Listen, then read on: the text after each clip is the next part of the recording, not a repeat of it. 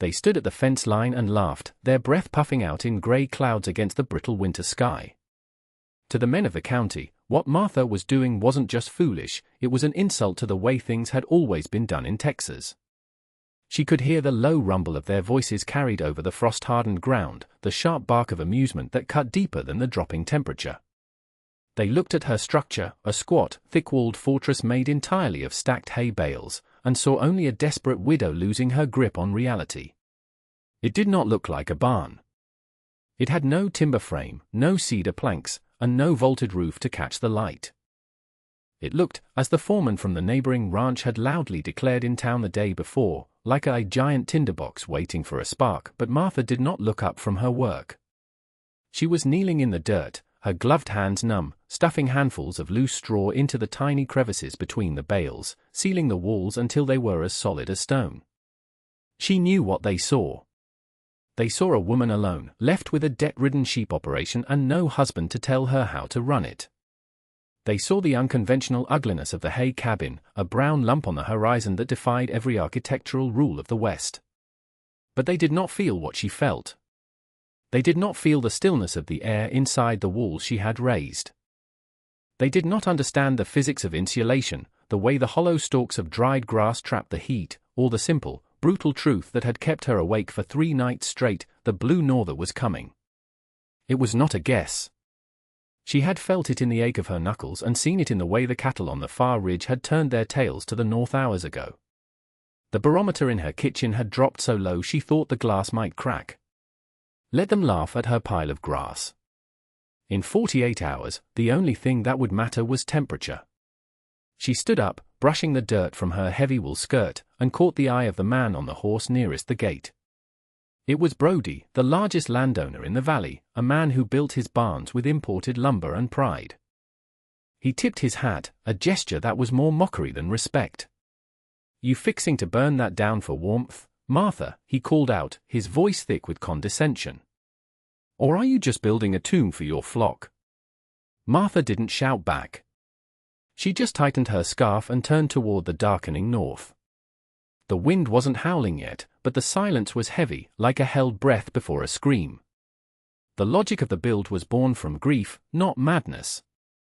2 years ago, during a similar freeze, Martha had lost nearly half her stock in the proper wooden barn her late husband had built.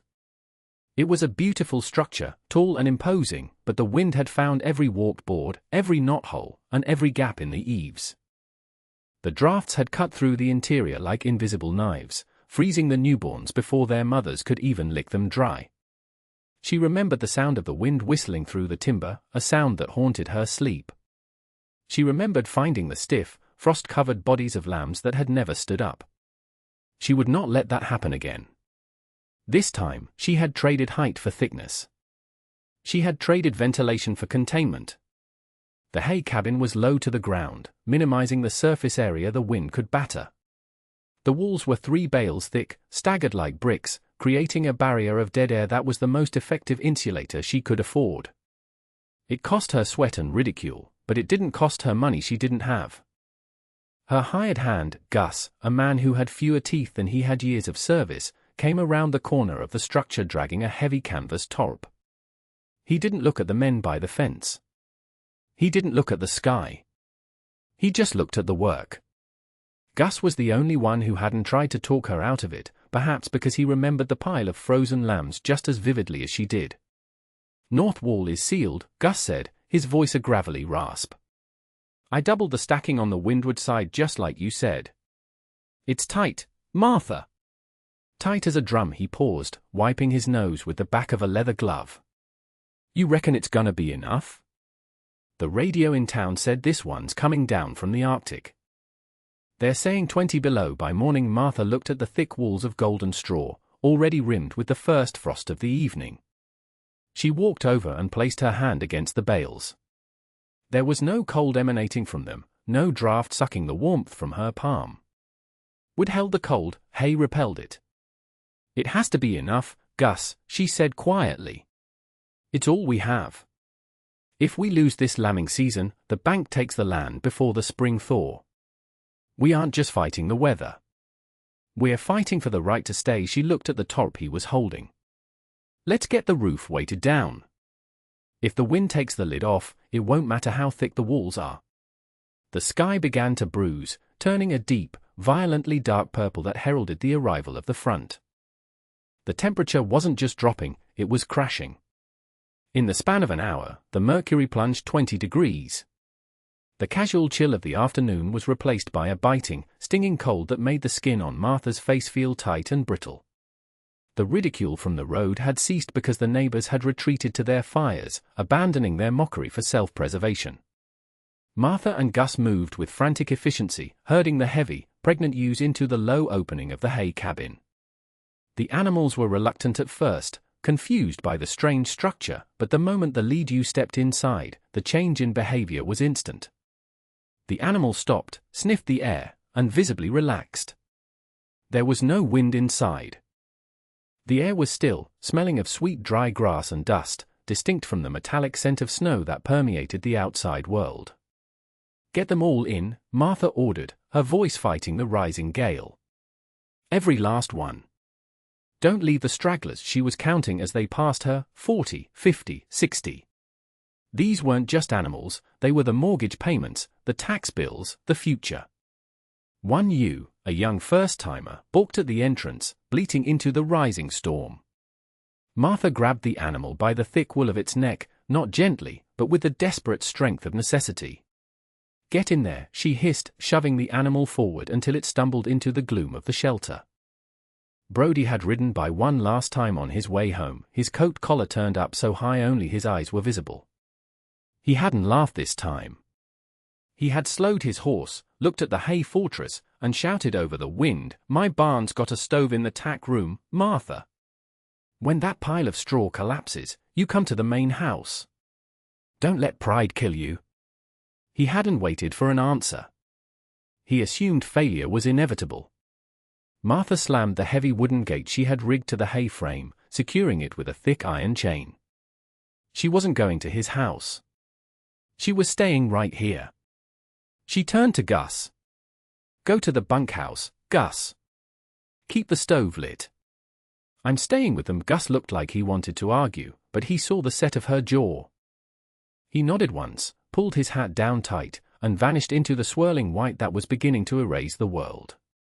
Inside, the contrast was disorienting. Outside, the wind had become a physical weight, a roaring presence that battered the earth. Inside the hay cabin, the sound was muffled, distant, like a storm heard from underwater. It was dark, lit only by the kerosene lantern Martha had hung from a center beam that rested across the high-stacked bales. The golden light caught the dust motes dancing in the air, but more importantly, it illuminated the steam rising from the sheep. Their body heat was already working. Dozens of animals, each a radiator of blood and wool, were trapped within a super-insulated shell. The equation was simple. The heat could not escape. The cold could not enter. Martha sat on a bale near the door, wrapped in blankets, listening to the wind tear at the corners of her creation. She could hear the impact of ice pellets hitting the outer layer of hay, a dry, scratching sound, millions of tiny claws trying to dig in. She checked the thermometer she had hung on the interior wall. Outside, she knew it was nearing zero. Inside, the red line held steady at 45 degrees. It wasn't hot, but it was life. It was the difference between blood flowing and blood freezing. Suddenly, a groan from the back of the enclosure cut through the muffled quiet. Martha stood up, her stiff knees protesting, and moved through the sea of wool. A ewe was down, breathing in short, sharp huffs. The labor had started. This was the test. In the wooden barn, the draft across the floor would have chilled the amniotic fluid instantly, turning the birth sac into a shroud of ice. Martha knelt in the straw, the lantern light flickering as the walls shifted slightly under a massive gust from the north. The entire structure creaked, the bales compressing and groaning, but they did not break. "Easy now," she whispered, her hands ready. "It's warm enough. You're safe." The night stretched out, losing all sense of time. There was no moon, no stars, only the white noise of the blizzard burying Texas. Martha's world shrank to the 12 by 20-foot space of the cabin. She was an island in a white ocean. Every hour, she forced herself to stand and walk the perimeter of the interior, checking the walls. She pressed her hands into the hay, searching for moisture, for icy spots that would indicate a breach. The wind was relentless, hitting the north wall with the force of a runaway train. At one point, around 3 a.m., a terrifying thump shook the roof, a heavy branch, perhaps, or a sheet of ice tearing loose from a nearby tree and flying through the darkness. Dust rained down from the ceiling bales, and the sheep scrambled in panic, their hooves churning the bedding. Martha threw her shoulder against the stack, heart hammering against her ribs, waiting for the collapse. She squeezed her eyes shut, seeing Brodis smirk, hearing the town's laughter. If this falls, I die with them, she thought. It wasn't a melodramatic thought, it was a calculation. If the roof opened up now, the temperature shock alone would kill the wet newborns, and the drifts would bury her before she could dig out. But the bales held. The interlocking pattern, the ridiculous geometry she had insisted on, absorbed the blow that would have shattered a rigid timber plank. The flexibility of the hay was its strength. It gave, but it did not break. Martha exhaled, a long, shuddering breath that didn't mist in the air. That was the victory. She pulled off her heavy outer gloves, her bare fingers confident in the relative warmth. In the corner, the first lamb of the night, a tiny thing still wet and slick, stumbled to its feet. It shook its head, ears flapping, and latched onto its mother. It was nursing. Martha watched the tail wiggle, a metronome of life in the center of the storm. She thought of the wooden barns down the valley. She wondered how much firewood Brody was burning right now, how many blankets he was draping over his expensive thoroughbreds, how many drafts he was chasing with rags and desperation. She poured herself a cup of coffee from the thermos she had brought. It was lukewarm, but it tasted like triumph. The storm screamed outside, demanding entry, but the hay cabin simply ignored it. She was not a rancher failing to build a barn, she was an engineer who had solved a problem no one else would admit existed. And the night was only half over. The hours between 3 and dawn were not measured in minutes, but in the slow, rhythmic chewing of the yews and the terrifying shudder of the walls. The wind had shifted, finding a new angle of attack against the north corner, driving the ice with a violence that sounded like gravel being thrown against a tin sheet. Inside, the air grew heavier, thick with the moisture of breath and the lanolin scent of damp wool, but it remained miraculously, defiantly warm. Martha forced herself to stand every time her eyelids began to droop, terrified that if she slept, she might miss the warning groan of a collapsing beam or the subtle shift of a draft breaking through. She walked the perimeter again, her boots sinking into the deep straw bedding, her hand trailing along the rough, golden surface of the bales. She found a spot near the back where the wind had managed to push a slurry of fine snow through a gap the size of a coin. It was a tiny breach, but in this temperature, it was a knife wound. She didn't panic. She simply grabbed a handful of loose hay from the floor, twisted it into a tight braid, and jammed it into the hole, packing it solid until the hiss of the wind stopped. "Not tonight," she whispered to the wall, her voice raspy from the dry dust. "You don't get in tonight." She returned to the lantern, turning the wick down to save fuel, casting the room into a deep amber twilight. The sheep had settled into a dense pack, a singular organism of heat and survival. In the center, the newborn lamb slept soundly, its flank rising and falling without a shiver. Martha looked at it and felt a sudden, sharp pang of vindication that was almost painful. This structure was ugly. It was temporary. It was everything the men in town despised, cheap, rough, and unrefined. But it was working. She thought of the banknote sitting on her kitchen table, the paper that declared her solvency was conditional on this very flock. If she had listened to the foreman, if she had tried to retrofit the old wooden shed with expensive lumber she couldn't afford, that lamb would be a frozen statue by now. She realized then that the hay wasn't just insulation, it was a battery. It was storing the life force of the flock and reflecting it back at them. The cold outside was an absolute force, a killer that had likely already claimed the stray cattle and the deer in the scrub, but in here, the laws of nature had been bent by geometry and grass.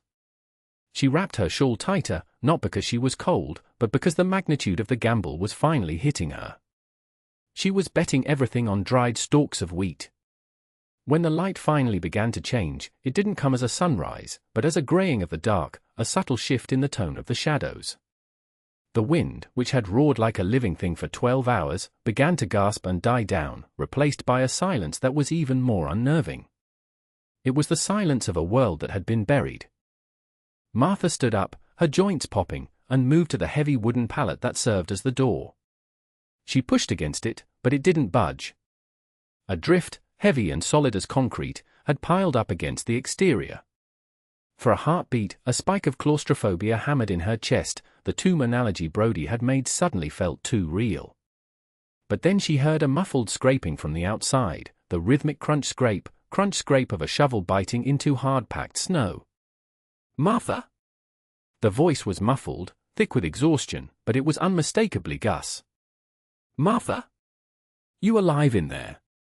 She hammered her fist against the wood. "I'm here, Gus.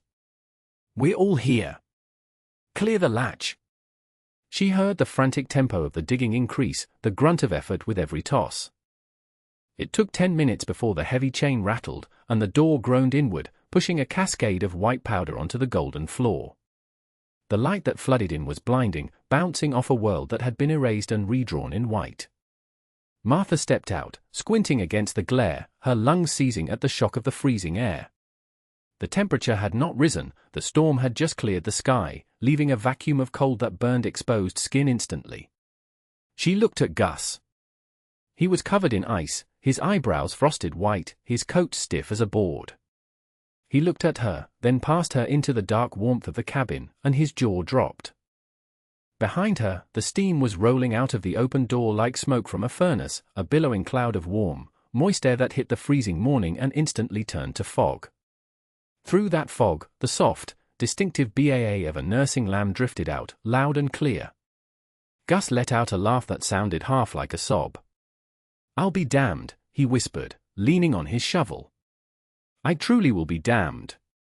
It's a sauna in there, isn't it?" Martha didn't smile, she just nodded, the adrenaline fading into a heavy fatigue. It held, Gus. The roof held. She looked out toward the road. The snow was drifted to the fence line, burying the posts. The world was beautiful and deadly, a pristine white sheet pulled over the ranch. But in the distance, dark shapes were moving against the white, riders, struggling through the drifts, heading their way. Brody's horse was chest deep in the snow, plunging forward with terrified snorts, its breath pluming in the shattered air. He wasn't alone, the foreman and 2 other ranchers from the valley were with him, their faces grim, their hats pulled low. They didn't look like men coming to visit, they looked like a search party. They looked like men coming to count the dead. Martha stood by the opening of the hay cabin, her arms crossed, watching them struggle up the drive. She didn't wave. She didn't call out. She just waited. As they drew closer, she saw the genuine fear in Brody's eyes. He had expected to find the roof collapsed, or the silence of a frozen flock. He reined in his horse 10 yards away, the animal shivering violently despite its heavy blanket. Brody looked at the mound of snow that covered the hay cabin. It looked like nothing more than a giant drift, an abnormality in the landscape. Then he looked at Martha, standing without a coat in the doorway, the steam rising around her like a halo. "We saw the chimney smoke stop at the main house," Brody shouted, his voice cracking in the cold. We thought the worst, Martha. The power of that wind. It took the roof off my grain silo. Just peeled it like an orange." He dismounted, sinking to his knees in the snow, and trudged closer, his eyes fixed on the open door. He expected, perhaps, to see a few survivors huddled in the corner. What he saw was a sea of moving wool. The sheep were not just alive, they were active. The heat spilling out of the door hit him in the face, and he stopped dead, blinking as his glasses fogged up. Is that heat?" he asked, pointing a gloved finger at the darkness inside. "No stove," Martha said, her voice calm and level. "Just body heat and hay, Brody." Physics, the foreman, a man who had laughed the loudest at the general store, walked past Brody and peered inside. He stayed there for a long moment, bathed in the warmth, before pulling his head back out. He looked at the other men, his expression stunned. "It's 60 degrees in there if it's a day," he announced, his voice filled with disbelief. "Dry as a bone. And there's lambs. Live ones." The reality of the morning began to settle over the group as the adrenaline of the rescue faded, replaced by the harsh arithmetic of the storm. Brody took off his hat, running a hand through his hair, looking suddenly 10 years older. "I lost 6 head of cattle," he said quietly, looking down at his boots. "They huddled in the corner of the big barn, but the draft caught them. Frostbite got the ears of near every horse in the stable. We were up all night feeding the stoves, and we still lost stock." He looked up at the hay cabin, the structure he had mocked as a tinderbox, a tomb, a fool's errand. It stood solid, the snow acting as yet another layer of insulation, the ridiculous walls holding the most precious commodity in the territory, life. The shame on his face was not hidden. In the West, a man's worth was often measured by his judgment, and his judgment had been fatally wrong, while the widow he had pitied had outsmarted the deadliest freeze in a decade. "I owe you an apology, Martha," Brody said, his voice rough. "And I reckon I owe you some respect. I spent $5,000 on a barn that killed my stock, and you spent a week stacking grass and saved every one of yours." Martha didn't gloat. There was no victory in his loss, only relief in her survival. "It wasn't about the money, Brody," she said, finally stepping back to let Gus toss a flake of alfalfa to the animals inside. "It was about looking at what we had, not what we wished we had. We had hay. We used it." She gestured to the thermos Gus had refilled. "Come inside. It's warm, and the coffee is hot. We can talk about how to help you move your survivors once the drifts melt." The men tied their horses to the fence, a fence that was barely visible above the snow, and filed into the hay cabin. For the first time, they didn't look at the walls with scorn. They touched the bales with wonder, feeling the trapped heat, understanding finally that the strength of the structure wasn't in its rigidity, but in its ability to adapt. They stood in the golden light of the lantern, surrounded by the soft sounds of the flock, drinking the widow's coffee in the house that Hay built. The thaw came 2 weeks later, turning the white world into a brown slurry of mud and runoff, but the lesson of the storm remained etched in the valley's memory long after the snow was gone. The hay cabin did not last forever, it wasn't meant to. As the spring grass began to green the hills, Martha didn't tear the structure down with a wrecking bar. She simply opened the interior gates. The sheep, hungry for the new season, began to eat the walls. The shelter that had saved them became the sustenance that fed them, a perfect circle of utility that made the bankers in town nod in begrudging admiration. The note was paid in full that April, with a wool clip that was the envy of the county. But the true change wasn't in the ledger, it was in the landscape. By the next winter, 3 other ranchers, including Brody, had built insulation buffers of stacked bales around their north-facing walls. They stopped calling it the widow's folly in the general store. When the old men gathered to talk about the weather and the markets, the tone had shifted. They no longer spoke of Martha as the woman who needed looking after. They spoke of her as the one who knew how to look. The hay cabin became a local parable, a story told to young hands who wanted to build things big and fancy before they understood the land. It wasn't a story about hay, really. It was a story about the danger of pride and the power of humility. Martha never built a proper barn. She kept her low, thick-walled structures, refining them year by year, understanding that in the harsh country of Texas, survival didn't go to the loudest or the richest. It went to the one who could see the storm coming, and who wasn't too proud to kneel in the dirt and build with what was right in front of her hands. The wind would always blow, and the cold would always return, but Martha and her flock would be ready.